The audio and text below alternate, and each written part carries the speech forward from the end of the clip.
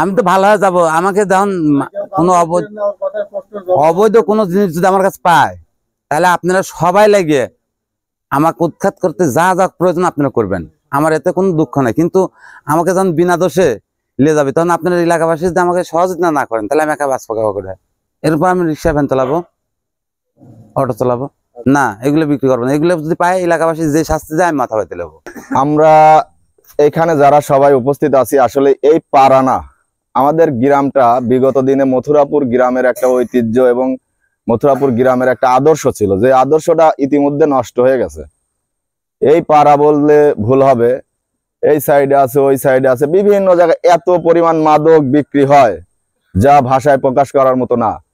একটা ছেলে যখন মাদক আসক্ত হবে, সে সেন্সলেস হয়ে যাবে, একটা অকারণের সাথে জড়াবে, দিনে দুপুরে চুরি করবে, চুরি ডাকাতি ছিনতাই এগুলো বেড়ে যাবে। ঠিক আছে, তা আমরা চাই যে আমাদের গ্রামটা টোটালি, এই গ্রাম ভালো রাখার দায়িত্ব আমাদের, এই গ্রামের জনগণের। তা আমরা সবাই চাই যে এই গ্রামটা সুন্দর করতে যা যা করণীয়, সেটা মাদক হোক কি আদারওয়াইজ অন্য অন্য খারাপ যে কাজগুলো এই গ্রামে হয়, এগুলো থেকে বিরত যাতে থাকে, সেইভাবে আমরা সবাই সোচ্চার হব এবং আগামী দিনে এই গ্রামকে সুন্দরভাবে এগিয়ে নিয়ে যাব। যে কাজের জন্য আপনারা এখানে উপস্থিত হয়েছেন, এটা কিন্তু অত্যন্ত ভালো কাজ।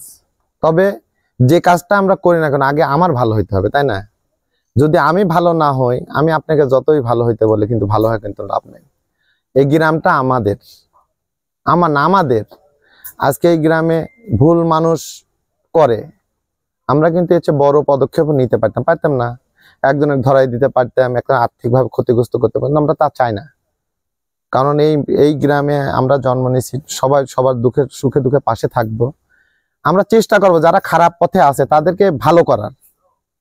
আমরা প্রাথমিকভাবে, আপনারা সবাই এই গ্রামের লোক আসছেন, আমরা এখানে যারা এই কাজের সঙ্গে জড়িত আছে, আমরা সবাই ভালো করে বোঝাবো যে কাজগুলো করতে, এর জন্য কিন্তু একজনের ছেলে নেশাগ্রস্ত হচ্ছে, ধরে নেন ওই ছেলেটা যদি আপনার হয়, তাহলে কি আজকে আরেকজনের ছেলে নেশা করতেছে, আমরা মনের দিক থেকে কত কি, কালকে যে আমারটা করবে না, এর কোনো লাইসেন্স কেউ দিতে পারবে?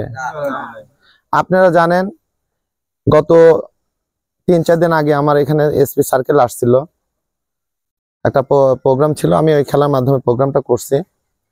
তার কড়া নির্দেশ যে আপনারা নামের লিস্ট দেন, আমরা ব্যবস্থা নিচ্ছি।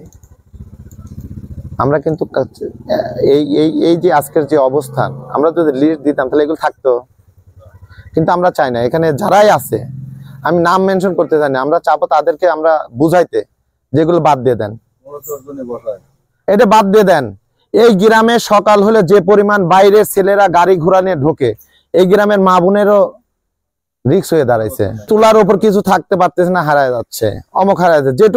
যেটুকু জড়িত হয়েছেন, অনুরোধ, আপনার করোজনের মাপ চাই, আপনি এটা বাদ দিয়ে দেন।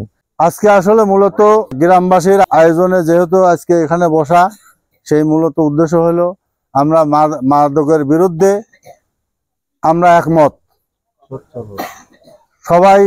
সবাইকে এখানে আপনার যে কারণে আসা হয়েছে সবারই একমত, সেটা হলো মাদক বিরোধী।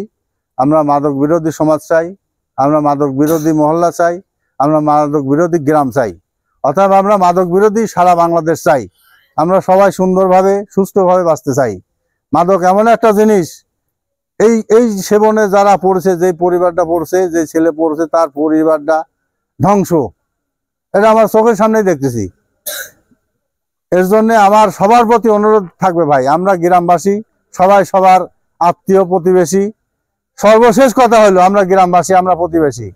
আমরা চাই এই গ্রামটা মাদকতে মুক্ত রাখি, সবাই ভালো থাকি, সবাই সুন্দরভাবে জীবনযাপন করি।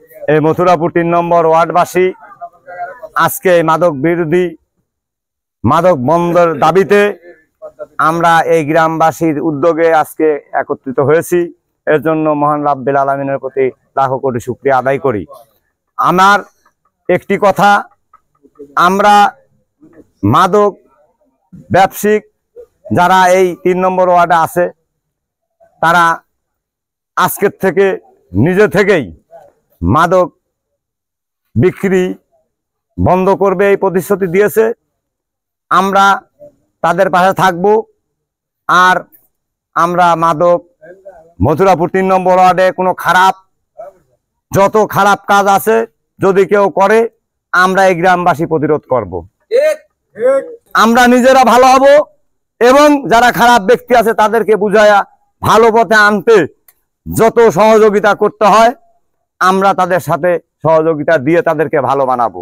এই আলোচনা সভা বা এই মাদক দ্রব্য নিয়ন্ত্রণ খালি আমাদের মথুরাপুরে না, যেখানে আছে আপনারা সবাই এভাবে একতাবদ্ধ হয়ে প্রতিরোধ করুন।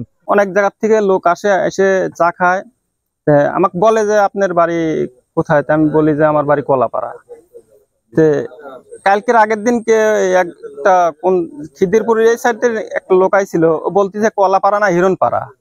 আজকের এই কলাপাড়াবাসী যে উদ্যোগ নিয়েছেন তাদের মধ্যে আমিও একজন এই এলাকার বসবাসকৃত সন্তান। তো আমরা আসলে জানি মাদকটা খুব খারাপ একটা মেডিসিন, যেটা হলো সবার ছেলে মেয়ে মা বোন সবাই আছে এলাকার মধ্যে। এই খারাপ কাজ যদি এভাবে চালু থাকে তাহলে হয়তো আমাদের সমাজটা আরো অনেক নিম্ন দিকে আগাবে।